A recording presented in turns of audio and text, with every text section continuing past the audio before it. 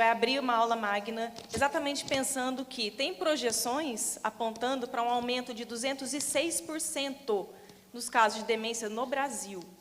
Então, a gente vai começar a entender muito bem o que é o Alzheimer nessa primeira aula magna. Eu vou convidar a doutora Sônia Bruck, ela é professora livre-docente em Neurologia pela Faculdade de Medicina da USP, responsável pelo grupo de Neurologia Cognitiva e do Comportamento do Hospital das Clínicas da Faculdade da USP e do Ambulatório de Neurologia Cognitiva do Hospital Santa Marcelina. Muito obrigada, doutora Sônia. Quem mais vem, Moraes? O nosso segundo painelista é alguém assim, muito renomado, é o Dr. Paulo Caramelli. Ele é médico neurologista, professor titular da Faculdade de Medicina da Universidade Federal de Minas Gerais, coordenador do conselho da The Alzheimer Association International Society. O Dr. Paulo Caramelli, por conta dos vários compromissos que ele tem Brasil afora, ele está participando nesse exato momento de um evento como esse, ele não pôde estar presente. Então, o Dr. Paulo Caramelli vai fazer a sua apresentação através de uma aula que nós vamos assistir daqui a pouco. Show. E temos a terceira participante do painel, a doutora Jerusa Smith. Ela é doutora em Ciências pelo Departamento de Neurologia do Hospital das Clínicas, Faculdade de Medicina da USP, neurologista do Grupo de Neurologia Cognitiva e do Comportamento do HC da USP, do Instituto de Infectologia Emílio Ribas e do Grupo Médico Assistencial do Hospital Israelita Albert Einstein. Muito obrigada, doutora Jerusa. São personalidades incríveis que a gente vai aprender bastante hoje. Esse painel, vocês que estão aqui e vocês que estão em casa, é um painel que vocês devem gravar muito, porque ele vai dar referência para que nós possamos entender o que é que tem acontecido com a demência, com o Alzheimer no mundo afora, de forma científica. Eu já participei de outros painéis, a doutora Jerusa está conosco desde o início, e a doutora Sônia também, desde o primeiro evento. Elas são as nossas madrinhas. E o nível de competência, o nível de informação que a gente vai absorver nesses 25 minutos, a gente ficaria pelo menos uns 2 anos e meio num curso de pós-graduação. Então, aproveitem muito. Doutora Sônia, doutora Jerusa, muito obrigado. E com vocês agora. Alô? Bom.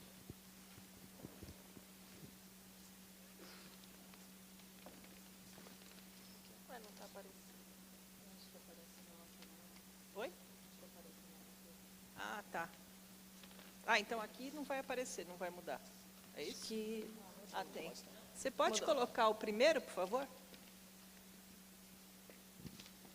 Bom dia a todos. Eu gostaria de agradecer a oportunidade. Eu acho que o fundamental para a gente lidar com a prevenção, o conhecimento, é justamente ter eventos como esse que o Moraes tem feito há algum tempo, já desde 2019. Você poderia colocar o primeiro slide, por favor, voltar? Isso. Bom, o próximo, por favor. Ah, não, eu mudo, né? Desculpa. Eu esqueci que eu estava... Bom, e eu gostaria de dizer que o Grupo de Neurologia Cognitiva e do Comportamento, lá do Hospital das Clínicas, da Faculdade de Medicina da USP, ele também está bastante envolvido nesses aspectos de educação, então a gente tem vários cursos cuja renda é revertida para nossas pesquisas.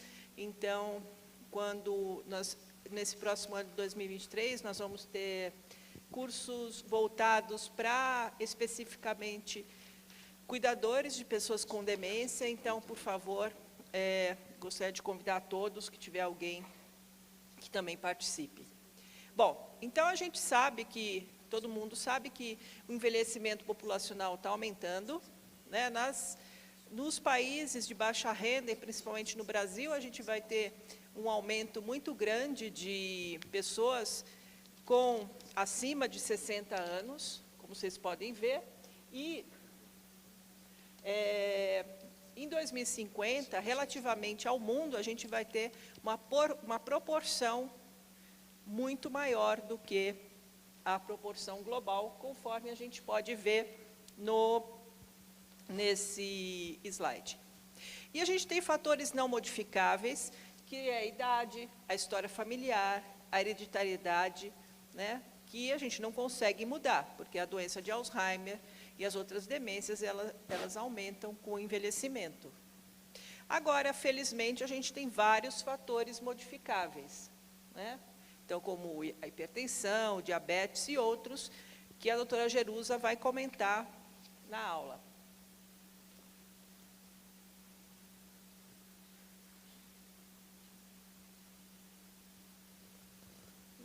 Agora mudou, enfim. Bom, e o estilo de vida também é muito importante. Outros fatores também são bastante importantes, por exemplo, você não viver sozinho, diminuir o neuroticismo, então ficar excessivamente preocupado com as coisas da vida, né? E alguns que têm sido vistos mais recentemente, que ainda estão em estudos, mas que de fato devem ser muito bons, porque a gente vê mudanças cerebrais, como, por exemplo, a meditação, né? Então, isso é bastante importante no nosso bem-estar cognitivo. Então, a gente vai ter 12 fatores modificáveis, que vão reduzir em 40% o risco de demências, e no nosso país também isso vai ser possível. Entrando propriamente dito, demência o que é? É o indivíduo ter algum comprometimento nas suas faculdades mentais, então na sua capacidade cognitiva, seja de raciocínio, seja de tomada de decisão, seja de memória, de linguagem, que vai interferir nas atividades da sua vida diária. Então, a demência é um guarda-chuva, né, em que vão ter várias etiologias para isso, várias causas, né? Então, a gente tem vários tipos de demência. A doença de Alzheimer é a principal causa de demência, numericamente, de causa degenerativa, né? Então, progressivamente, as células cerebrais vão morrendo. Mas a gente tem a demência vascular, por exemplo, demência frontotemporal, demência com corpos de Levy, enfim, uma série de causas que levam a um fenômeno comum, que é o quadro demencial.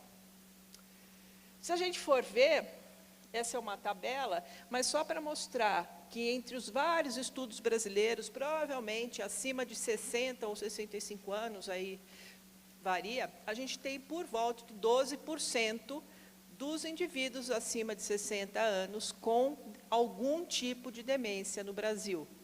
Então, isso é igual a pelo menos uns 2 a 3 milhões de pessoas. Então, é bastante frequente. Isso é um problema de saúde pública, na medida que não afeta só o próprio paciente, reduzindo sua capacidade produtiva, mas também levando a custos do seu cuidado, né? Além disso, a gente tem o problema de que a família também perde a capacidade produtiva, né? Muitas vezes, muitas pessoas têm que parar de trabalhar para cuidar da pessoa que tem o quadro de demência. Bom, falando um pouquinho da história, na verdade, a doença de Alzheimer foi descrita, foi publicada em 1906, mas ela foi descrita, começou em 1901 com essa paciente que foi internada aos 51 anos em Frankfurt, na Alemanha. Então, a partir daí que tudo começou. Então, essa é uma foto da paciente, e aqui são desenhos do Alois Alzheimer, que levou o nome da doença, que é o que aconteceu no cérebro dessa paciente, né? Então, basicamente, a gente imaginava que a doença de Alzheimer, conforme eu tinha escrito, era uma demência pré-senil, então, abaixo dos 65 anos. Depois, diferente de uma demência senil, que seria numa idade mais avançada, mas depois isso foi unificado.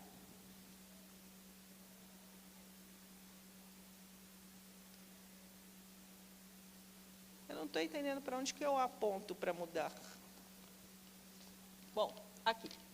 Em geral, então, a doença de Alzheimer, ela se inicia a partir dos 60 anos, né? Na maior parte das vezes, com lapsos de memória, mas podem ter outros inícios, né?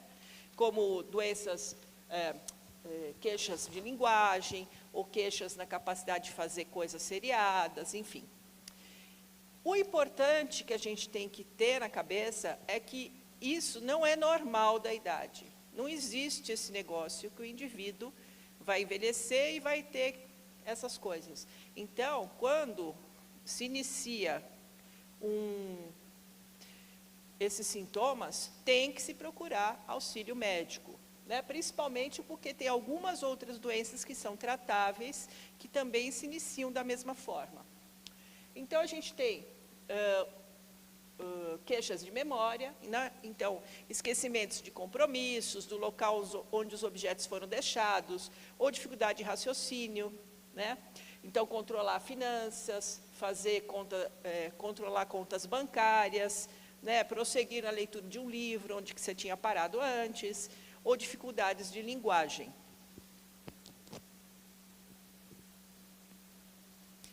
Além disso, os indivíduos podem desenvolver alteração na orientação temporal, né? Então, a pessoa fica com dificuldade para saber que dia é, né? A gente, com celular e etc., eu sempre erro o dia se eu for pensar o dia do mês. Então, a gente precisa valorizar isso, né? Porque a gente rapidamente olha no celular e, às vezes, você, no dia a dia corrido, você também não presta atenção nisso. Bom, mas isso é importante. Dificuldade em realizar, então, tarefas simples e, às vezes, uma desorientação para percorrer caminhos que já eram conhecidos, né? Então, se a gente for ver, os sintomas da doença de Alzheimer podem, não concomitantemente, não todos ao mesmo tempo, mas vão aparecendo. Então, a memória, a linguagem, a desorientação temporal, problemas com pensamento abstrato, por exemplo. Então, são todos sintomas que ocorrem. E ela é um contínuo. A gente sabe que as alterações cerebrais ocorrem 15 a 20 anos antes do início dos sintomas. Então, eu gostaria de mostrar, daria para correr esse vídeo, por favor?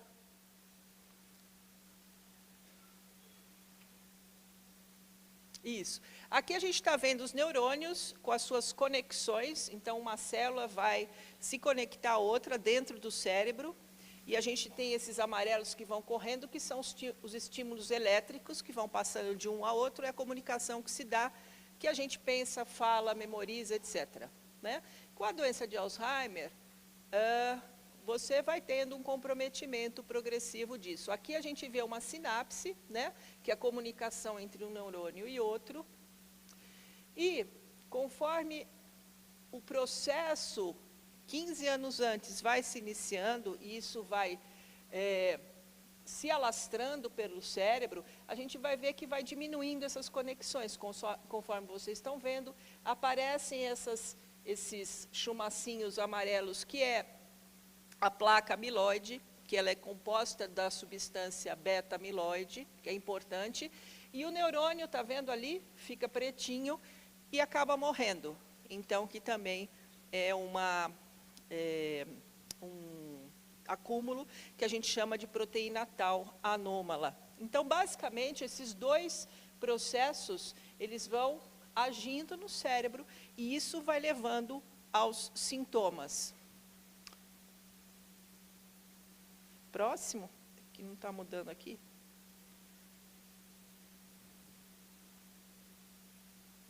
Não, o outro slide, por favor. Ele está rodando, aí. Então, aqui só para mostrar que, do lado esquerdo, a gente vai tendo o início, e conforme vai ficando colorido o cérebro, de um lado é o amiloide, do outro é o tau, ele vai se espalhando pelo cérebro. Tá certo? Então, só para ter uma ideia do porquê que a gente vai tendo um acúmulo de sintomas ao longo da doença.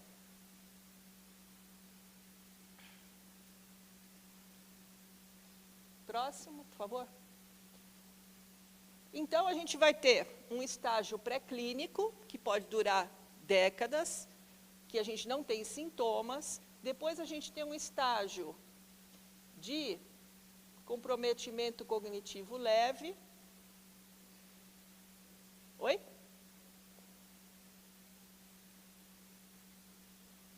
Bom, e até chegar à demência.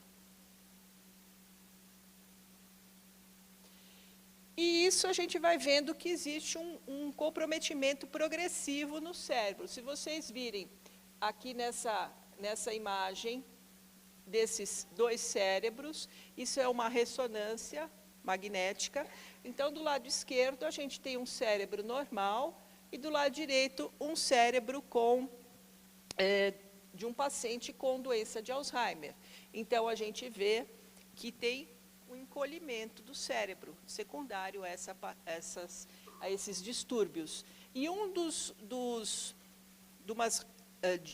de uma das regiões importantes é justamente essa região do hipocampo, que está mostrado aqui, e que veio do nome do cavalo marinho, que em grego se chama hipocampo, que tem aquela voltinha ali no rabinho. Isso é uma curiosidade apenas. Bom, então a gente vai rapidamente passar que a gente tem queixas de memória, que é muito frequente na população em geral, tem estudos de até 60%, 70%.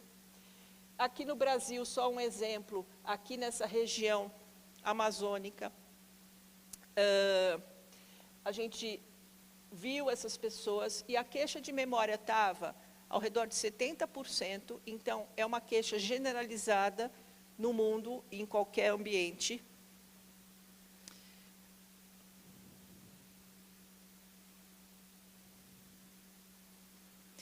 E essa queixa pode ser o declínio cognitivo subjetivo. Então, eu percebo que eu não sou mais a mesma pessoa, em termos de memória, ou em termos na minha capacidade de raciocínio, né?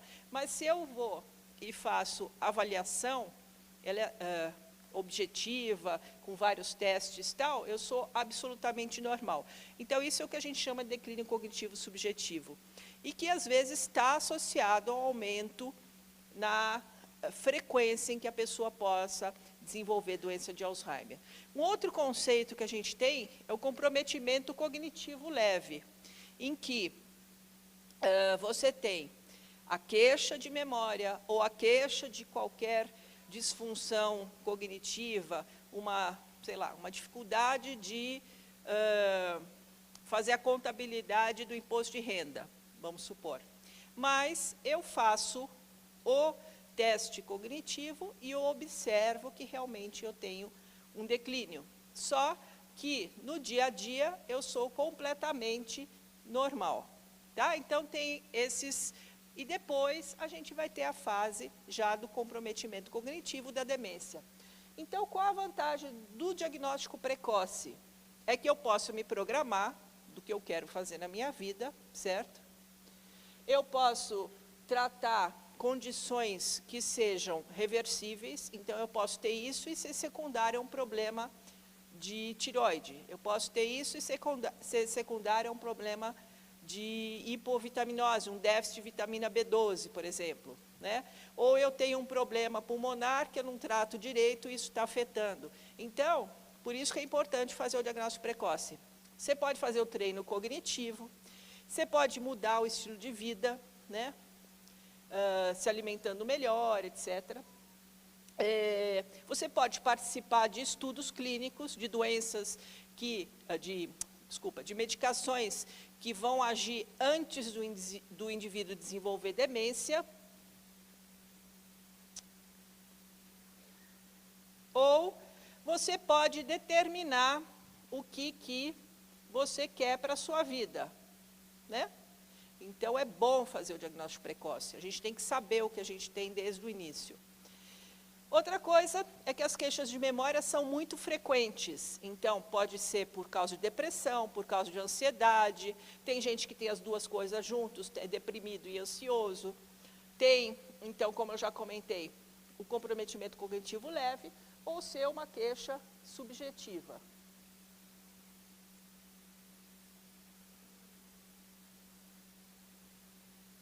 E na consulta, o que a gente faz? Eu já estou me encaminhando para o final.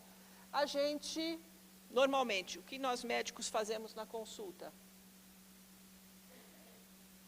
A gente vê a história do indivíduo, ver como essas queixas estão interferindo na vida, né? Se o indivíduo usa medicações por outra causa, por outra doença que afeta o seu desempenho cognitivo. Então, a gente tem várias medicações que podem afetar, né?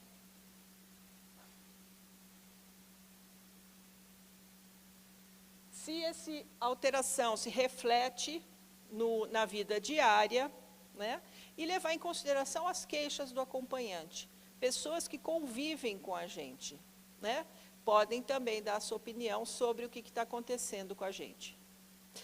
Basicamente, depois, a gente faz a avaliação clínica, né, o exame clínico, o exame neurológico, testes cognitivos, faz-se alguns exames também, a gente tem medidas de medir as atividades do indivíduo, se estão adequadas ou não.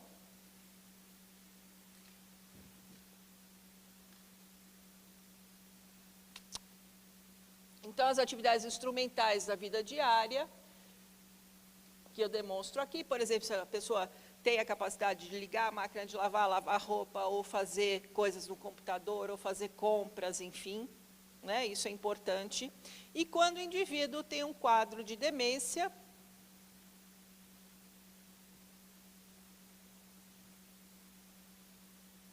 por exemplo, quando o computador comanda quando você vai mudar o seu slide,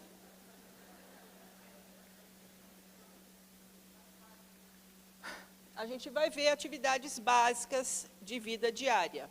Então, que seria o quê? O que a gente mede quando o indivíduo já está num quadro de demência? A sua capacidade de se alimentar sozinho, de se vestir sozinho, a sua capacidade da própria higiene. Isso é muito importante, então, para a avaliação. E aí, a gente também vai fazer, então, uma investigação com exames de laboratório para afastar causas que possam levar a um comprometimento cognitivo e que são tratáveis. Fazer, obrigatoriamente, uma imagem, né, do cérebro, então, seja ressonância, seja uma tomografia, para ver se o indivíduo não teve um acidente vascular cerebral, se não tem um tumor, enfim. E depois é dado o diagnóstico, né? E aí, a partir do diagnóstico, é que vai ser feito o tratamento.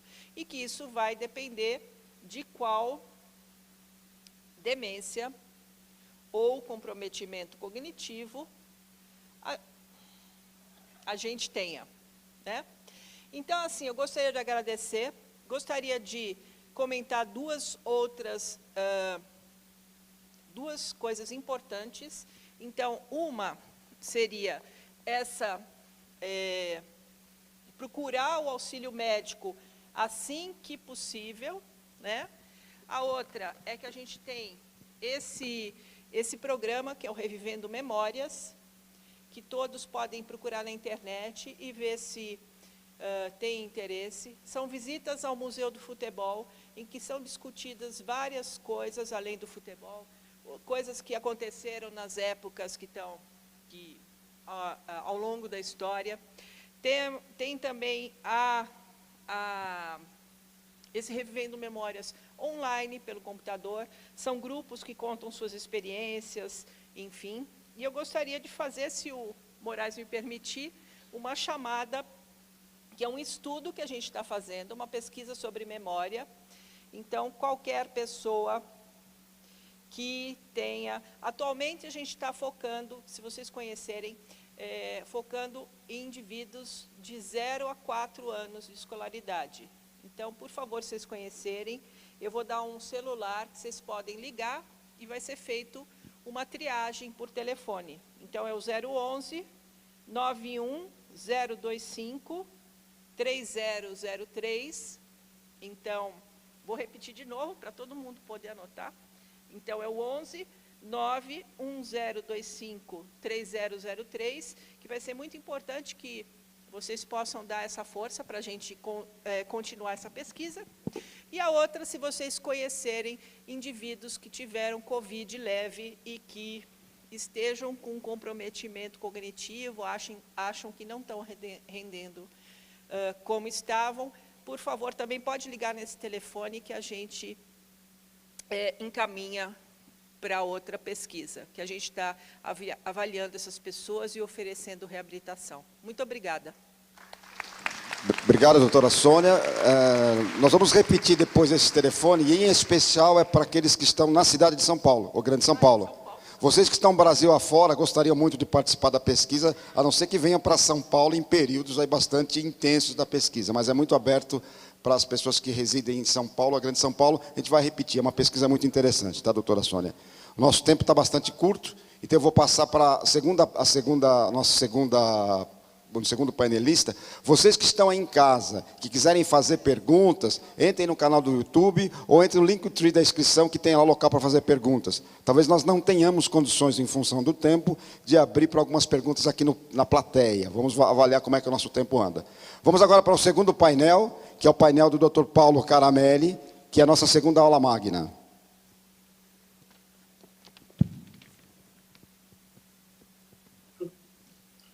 Olá, meu nome é Paulo Caramelli, sou professor de Neurologia da Faculdade de Medicina da UFMG em Belo Horizonte, Minas Gerais.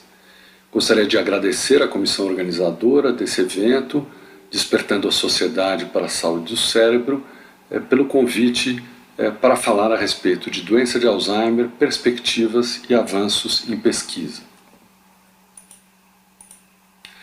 Eu dividi a minha apresentação em duas partes. Inicialmente falarei sobre o diagnóstico da doença de Alzheimer, discorrendo um pouco a respeito da evolução do diagnóstico, que passou de um diagnóstico eminentemente clínico para um diagnóstico clínico-biológico, e para isso falarei a respeito de biomarcadores da doença, e na segunda parte a respeito de tratamento, novas medicações e também da prevenção de demência.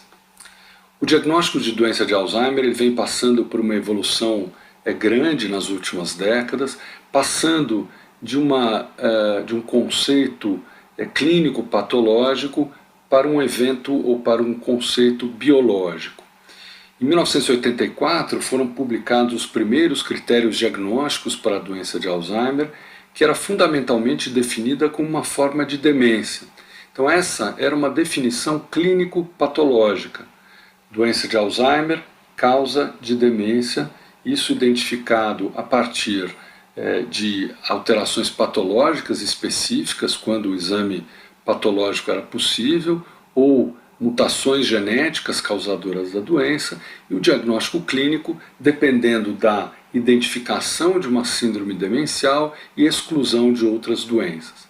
Esse diagnóstico, então, era um diagnóstico até certo ponto frágil, principalmente para o diagnóstico clínico, sem nenhum tipo de apoio patológico específico.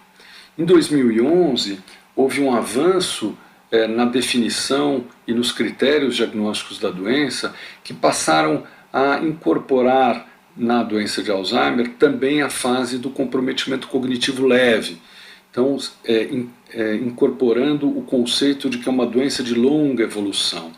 E pela primeira vez, então, surge nessa definição a possibilidade dessa síndrome clínica ser confirmada, o seu diagnóstico ser confirmado pela presença de biomarcadores, basicamente biomarcadores de amiloide e neurodegeneração.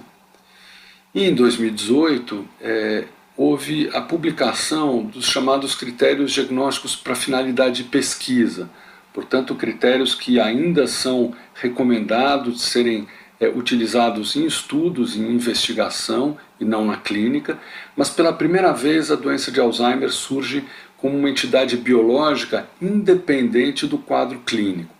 Portanto, é possível, para a finalidade de pesquisa, você identificar e diagnosticar doença de Alzheimer no indivíduo assintomático, desde que ele apresente biomarcadores positivos para a doença. Biomarcadores identificando as proteínas amiloide e tal que caracterizam a doença. E o quadro clínico, então, ele é avaliado de forma independente, como se fosse um outro eixo. O eixo biológico, representado pelos biomarcadores, e o quadro clínico independente, que pode ir desde uma fase assintomática, passando por uma fase de declínio cognitivo subjetivo, comprometimento cognitivo leve e demência. Esse conceito biológico e clínico, ele tenta espelhar o que se sabe hoje do ponto de vista de evolução do processo degenerativo que caracteriza a doença de Alzheimer. Nós sabemos que a doença, como vocês veem aqui à esquerda, ela se caracteriza pelo acúmulo dessas duas principais proteínas, amiloide e proteína tau, que formam os chamados emaranhados neurofibrilares, mas existem outros mecanismos, como mecanismos inflamatórios, deficiências de mecanismos de neurotransmissão, como por exemplo a deficiência colinérgica, que constitui a base do tratamento até hoje vigente das fases de demência da doença de Alzheimer, dentre outros.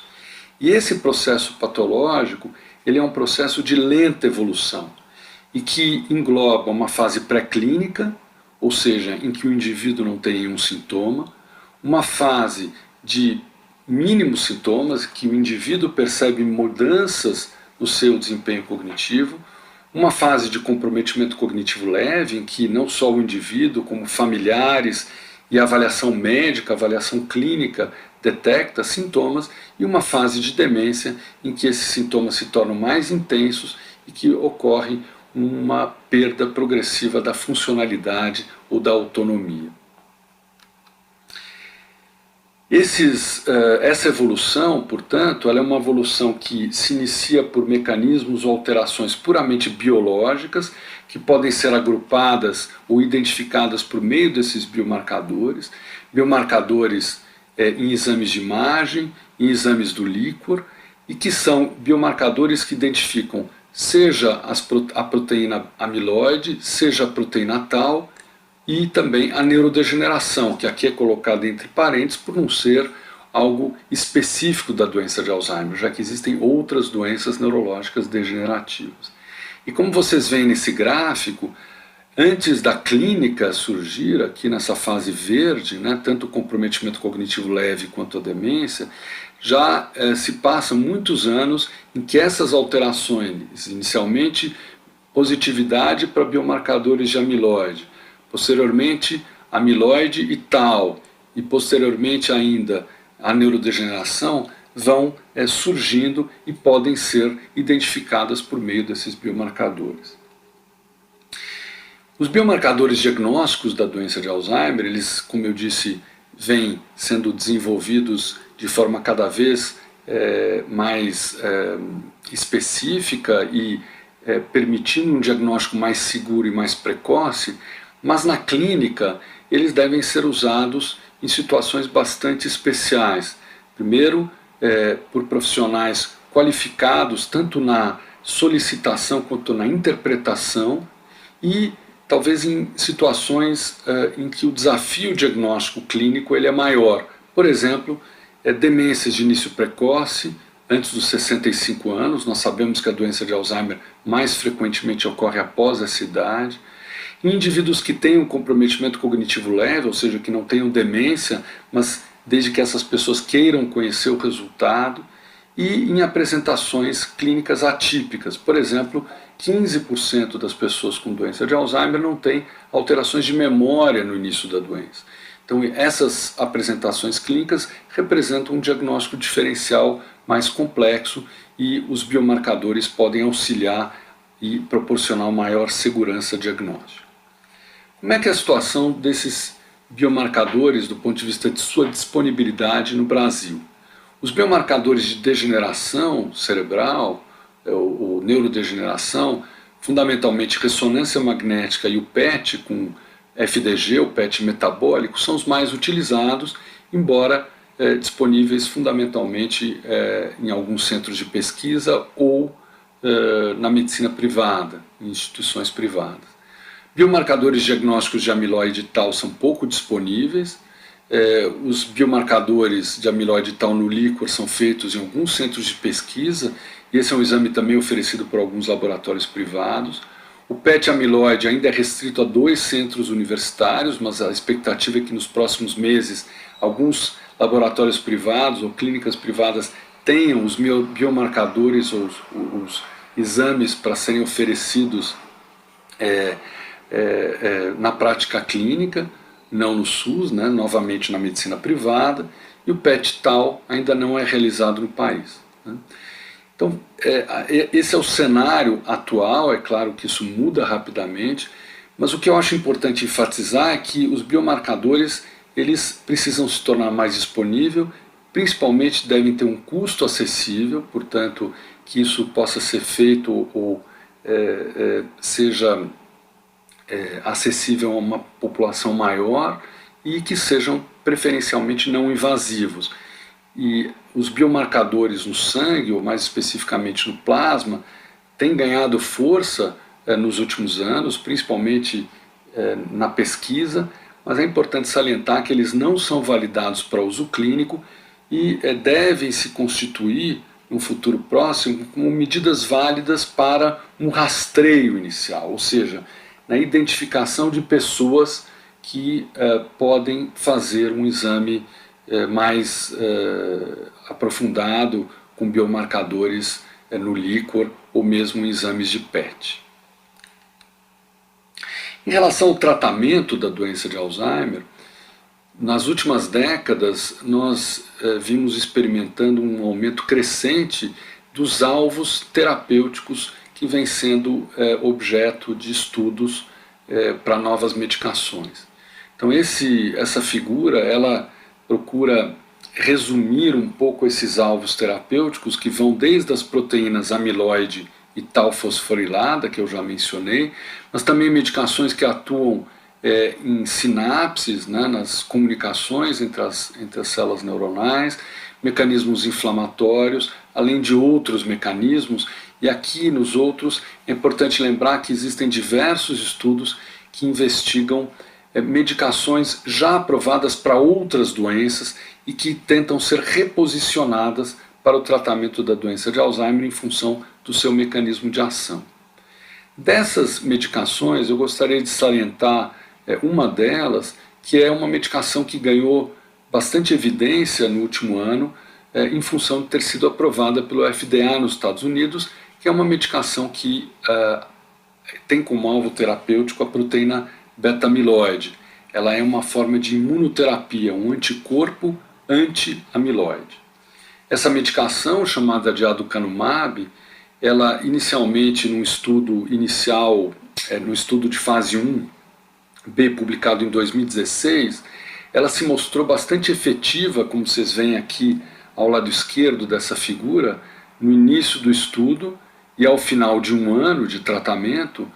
Os indivíduos que receberam placebo ou doses crescentes dessa medicação, as pessoas tratadas com a medicação, principalmente nas doses mais elevadas, tiveram uma redução bastante significativa dos depósitos de proteína amiloide, aqui visualizados pelo PET amiloide. Então, o vermelho aqui indica os depósitos dessa proteína, e vocês verificam que ao final de um ano, a maior parte desses depósitos ela desapareceu.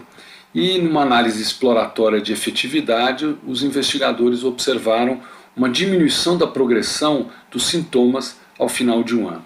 Bom, esses resultados foram capa de uma das principais revistas científicas do mundo e motivaram então a realização de estudos maiores, com amostras e números bastante maiores de pessoas, que são os estudos de fase 3.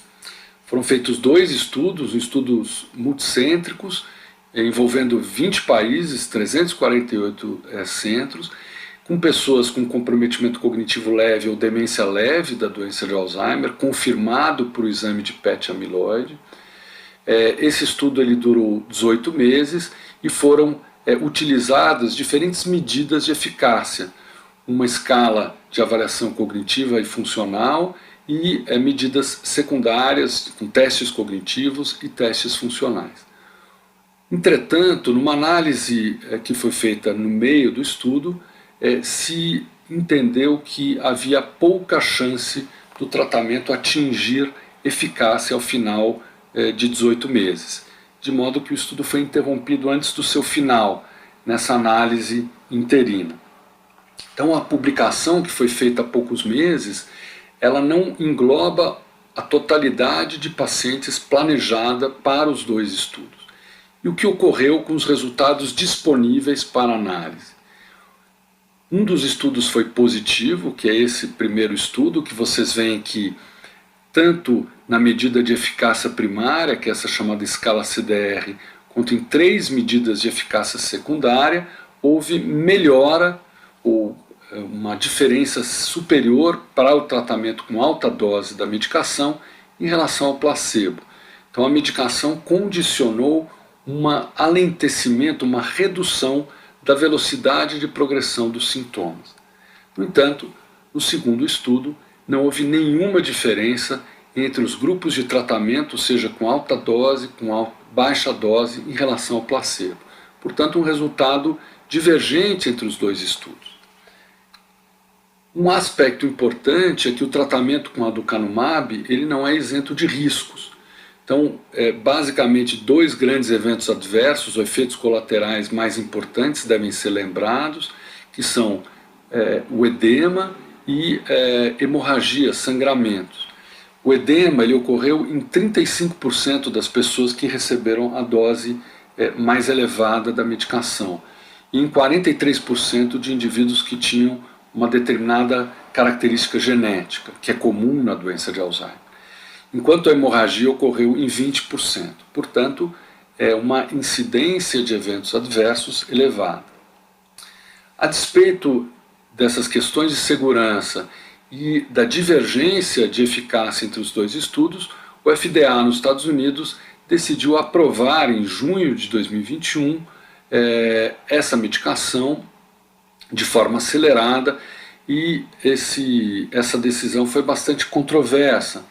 Como vocês veem aqui nessa imagem, tanto revistas científicas como a mídia em geral, como por exemplo aqui o New York Times, criticaram bastante a aprovação dessa medicação pelo FDA, em função dos resultados, da sua eficácia não ser confirmada de forma inequívoca, em função da segurança e em função do preço. Então, por que tanta controvérsia, né? Os resultados, como eu mencionei, dos 2 estudos foram conflitantes, né? E é importante lembrar que o FDA ele contrariou recomendações do seu comitê consultivo, né? Ele envolveu 11 especialistas para avaliarem esses resultados, que foram contrários a essa aprovação. E lembrando que a Anvisa, aqui no Brasil, e a agência europeia indeferiram o registro. É importante lembrar que há problemas de segurança, como essas taxas elevadas de edema e de hemorragia. Há uma questão também da representatividade étnica nesses 2 estudos, em que a grande maioria dos indivíduos eram brancos, portanto não há muitos dados de eficácia e segurança em outras populações, e um preço inicialmente proposto muito elevado de $56 mil por ano e que depois foi reduzido à metade. Mas o principal é a questão de você ter um efeito biológico, ou seja, não há dúvida que a medicação retira os depósitos de proteína beta-amiloide do cérebro, mas sem um efeito clínico claro e positivo identificado nos 2 estudos. De modo que o tratamento, embora ainda haja outras medicações sendo testadas, o próprio aducanumab sendo objeto de novos estudos, as medicações elas ainda estão distantes da realidade clínica e possivelmente, ao surgirem, terão um preço bastante elevado.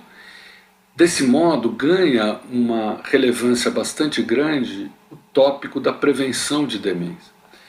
E eu queria salientar aqui 3 aspectos que eu acho fundamentais em relação a esse tema. Primeiro, que nem todos os indivíduos desenvolvem demência. Há muitos indivíduos idosos que permanecem cognitivamente intactos mesmo em idades elevadas. Segundo, que os sintomas de demência, como nós mencionamos aqui para a doença de Alzheimer, como eu comentei com vocês, eles surgem 15 anos depois do início do processo patológico. E finalmente, o comprometimento cognitivo em idosos, ele geralmente não se deve apenas a uma doença.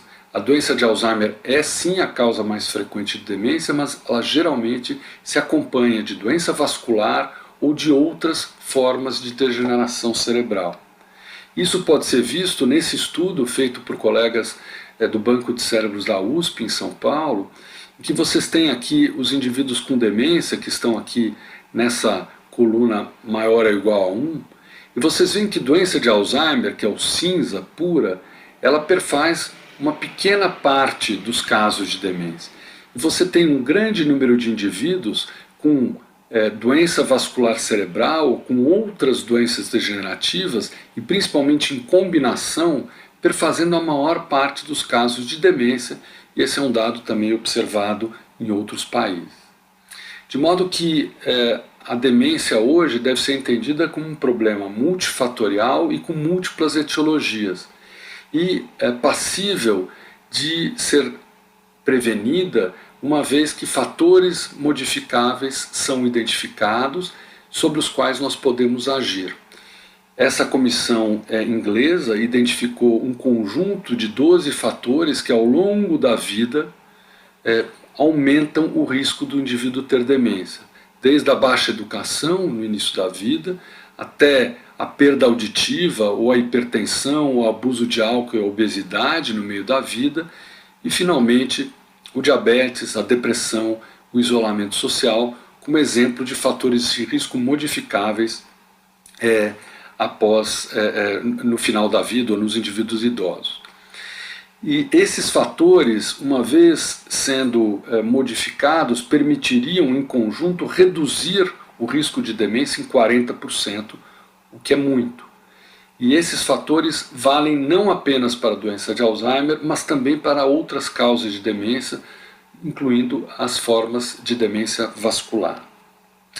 Isso vem sendo objeto de vários estudos, como esse estudo finlandês, que é um estudo que testou uma intervenção sobre múltiplos domínios, com dieta, então orientação nutricional e um acompanhamento nutricional, exercício físico, treino cognitivo e um controle rigoroso de fatores de risco vascular em pessoas com risco aumentado de demência com idades entre 60 e 77 anos.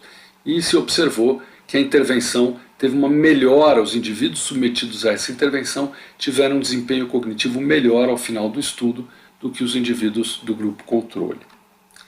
Isso motivou então a realização desse estudo chamado FINGERS em várias regiões do mundo, incluindo a América Latina e com também a participação do Brasil. Então, em conclusão, o conceito de doença de Alzheimer vem sofrendo modificações clínicas, o conceito clínico versus biológico, a partir de estudos com biomarcadores diagnósticos. Embora mais restritos à pesquisa, esses métodos vêm sendo incorporados na prática clínica em contextos clínicos específicos, dependendo, obviamente, de sua disponibilidade, custo e acurácia diagnóstica. Lembro que a última medicação para uso clínico da doença de Alzheimer foi aprovada há 19 anos e o tratamento atual, hoje disponível, é aprovado para a fase de demência de natureza sintomática. Inúmeras medicações vêm sendo testadas, diferentes alvos terapêuticos, sobretudo amiloide e tal, e nas fases iniciais da doença, mas ainda sem resultados claramente positivos. E nesse cenário é que as intervenções não farmacológicas sobre múltiplos domínios, elas ganham relevância para a prevenção da demência e com um potencial muito grande de aplicação na atenção primária. Eu agradeço a atenção de vocês e novamente o convite para participar desse evento. Muito obrigado.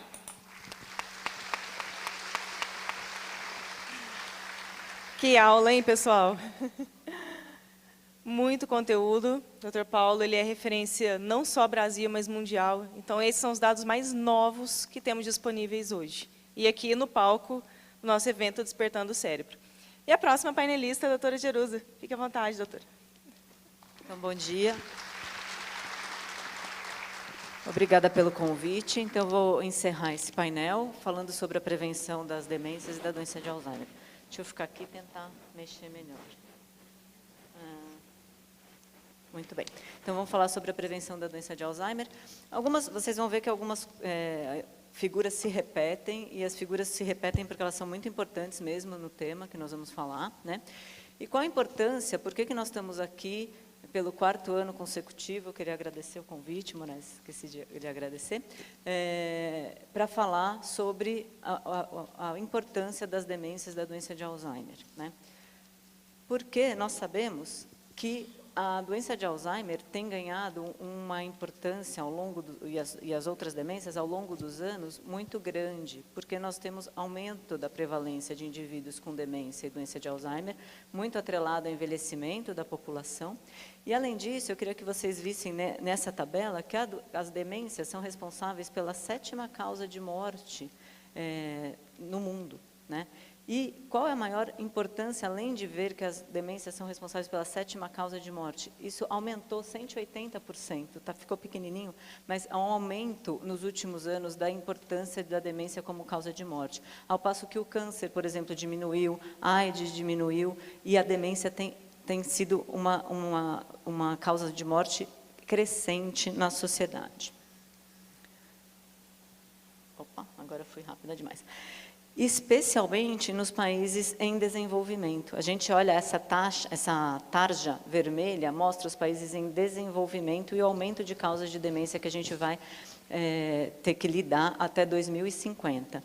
E embaixo, em azul, os países de alto nível socioeconômico. Então, o aumento ele é mundial e concentrado nos países em desenvolvimento, como é o Brasil.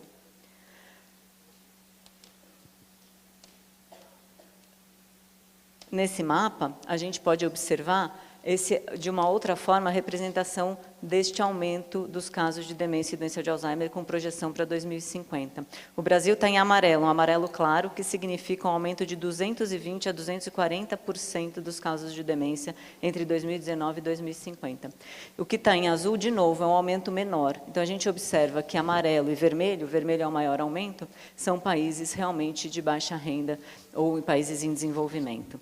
E isso torna realmente a demência um problema de saúde pública, uma vez que o indivíduo perde a sua autonomia, o indivíduo perde o seu papel primário na sociedade, muitas vezes outros membros da família também para cuidar desse paciente.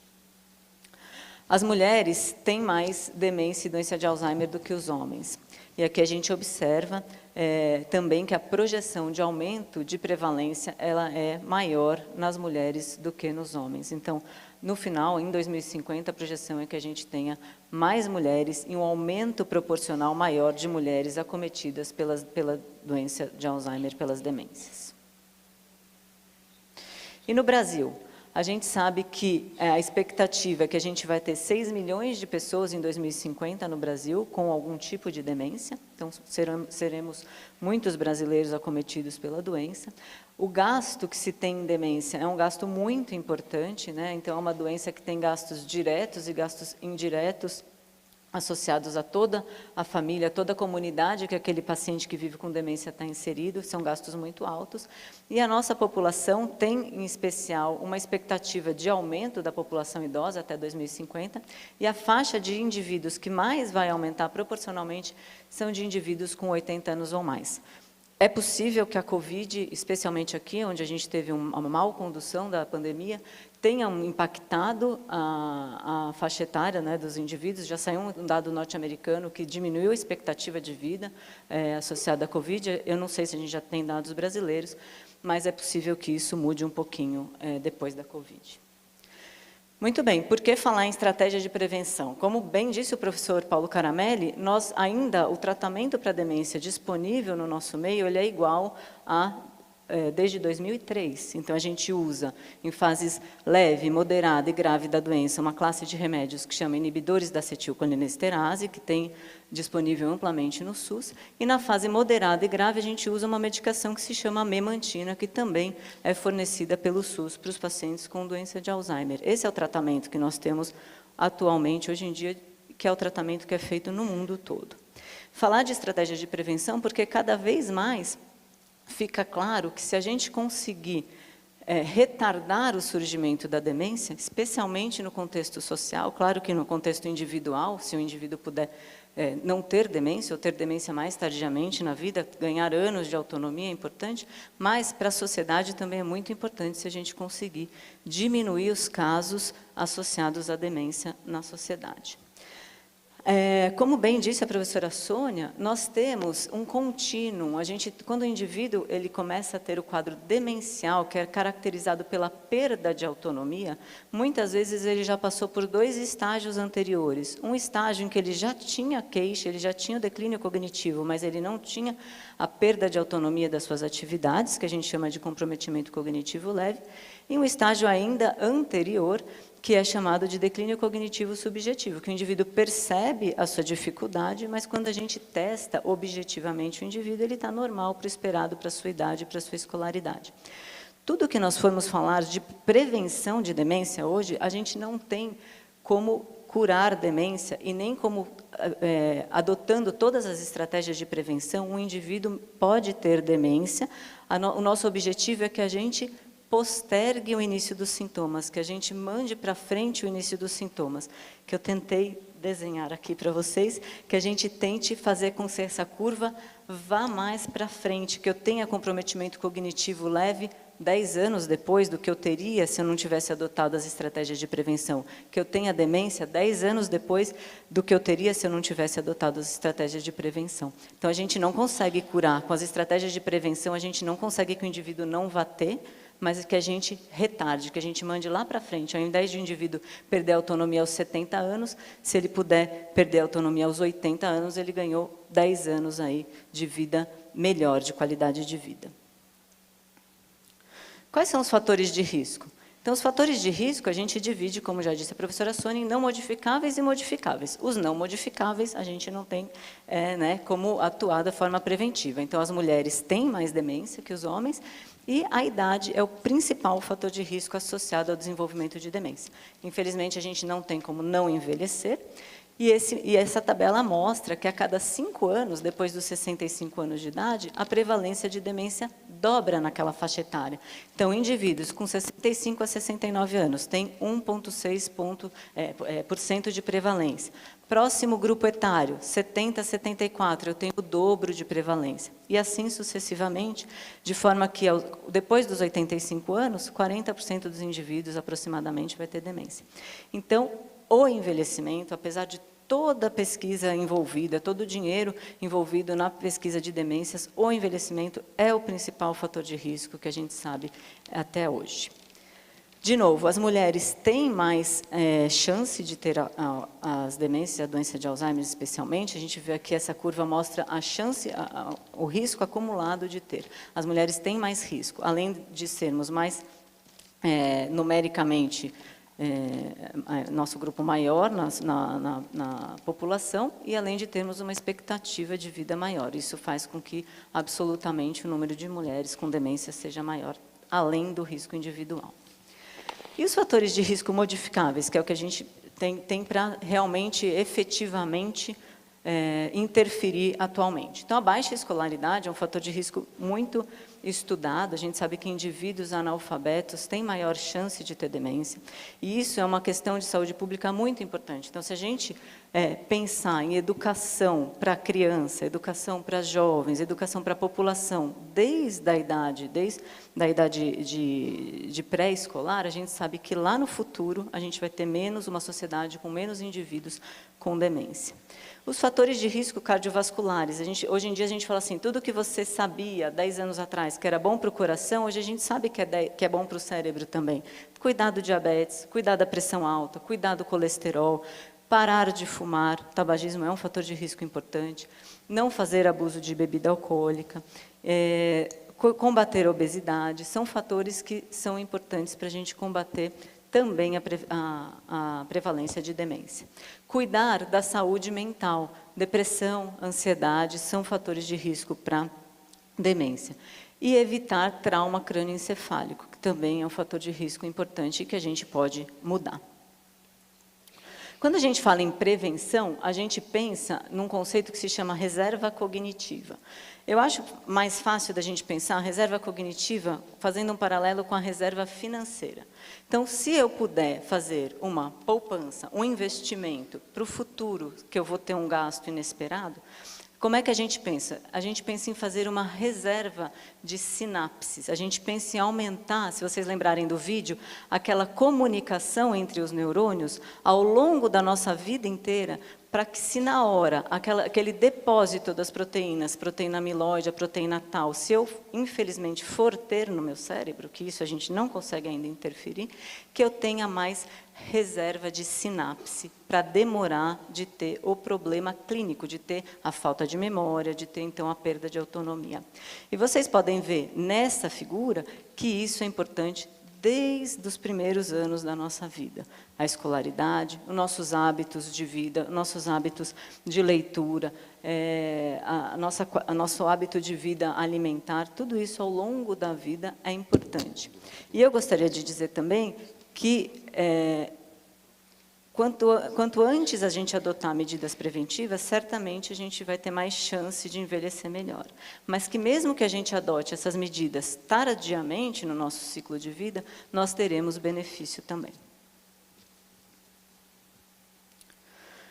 Muito bem, os indivíduos que então conseguem fazer essa poupança de sinapses, essa reserva cognitiva, eles vão saber lidar melhor com a doença, eles vão conseguir lidar melhor com o processo patológico, com a agressão ao cérebro. Então, a gente observa que indivíduos que têm baixa reserva cognitiva, eles ultrapassam na linha do tempo antes o início do seu quadro de comprometimento cognitivo leve e do quadro de demência. Ao passo que, se eu aumento essa poupança de sinapses, essa reserva cognitiva, eu tenho uma maior capacidade de lidar com o processo patológico.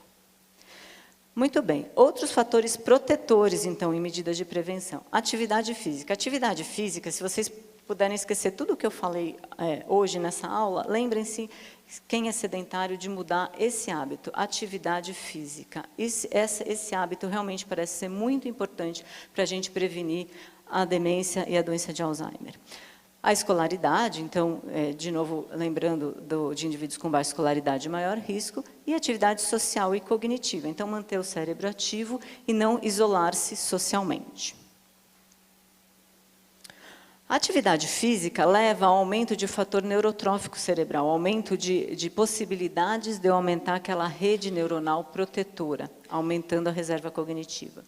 Também está associada à redução do risco cardiovascular. Se vocês lembrarem, o professor Caramelli mostrou que a gente tem muita chance de ter patologia vascular no cérebro das pessoas com demência, de agressão vascular, e a atividade física certamente reduz esse risco vascular. E ainda tem muitos dados mostrando que ela reduz também a formação daquelas proteínas, daquela proteína amiloide, que é uma das proteínas responsáveis pela doença de Alzheimer.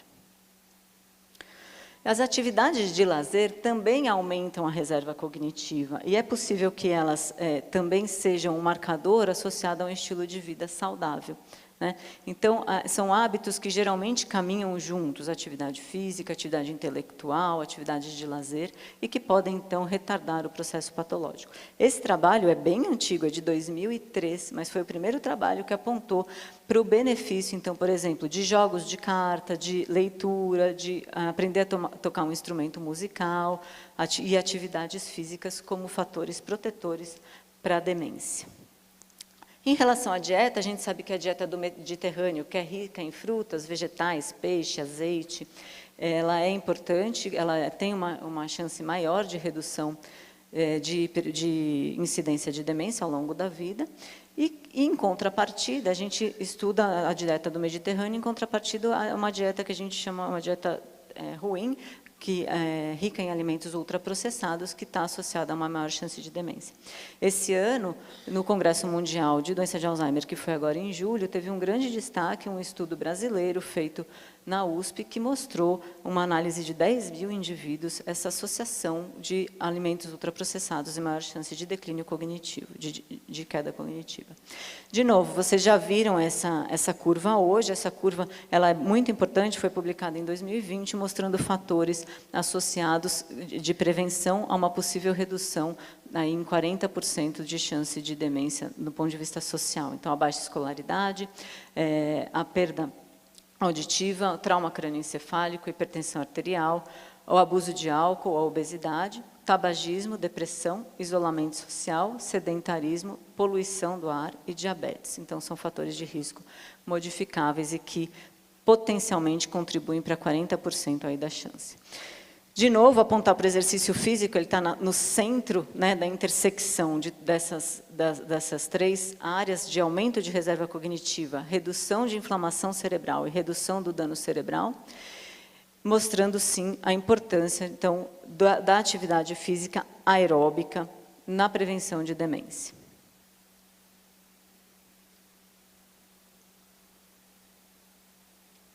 Estava tudo dando certo até agora. E parece, deixa eu só...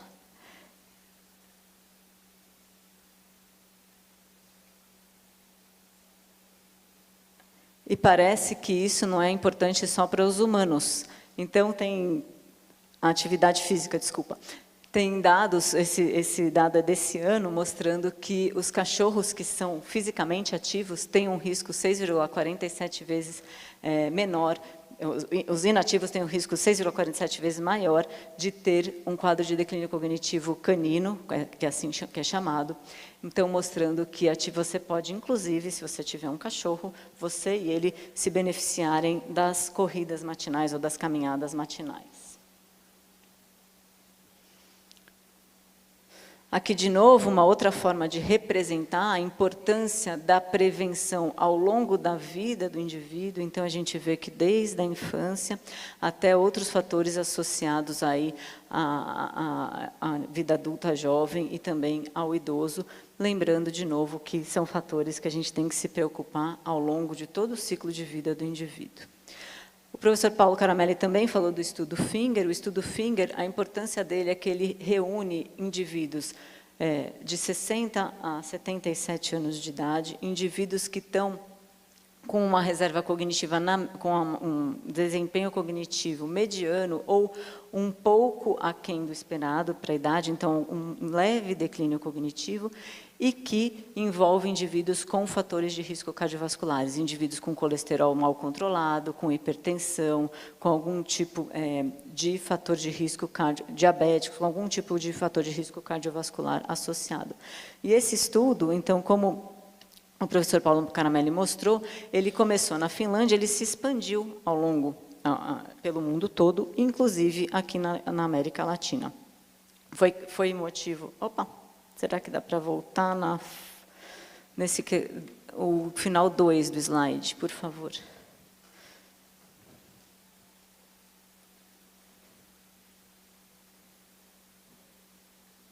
Então, esse estudo foi motivo de um editorial da revista Lancet, que é uma das revistas mais importantes médicas do mundo, mostrando que seria iniciado, então, o braço latino-americano do estudo. Nós já iniciamos em alguns centros, no Hospital das Clínicas, nós já recrutamos, nós entrevistamos vários indivíduos que se candidataram a participar. Como todo protocolo clínico, existem critérios de inclusão e de exclusão, então não basta a gente querer entrar num protocolo clínico, a gente tem que preencher esses critérios.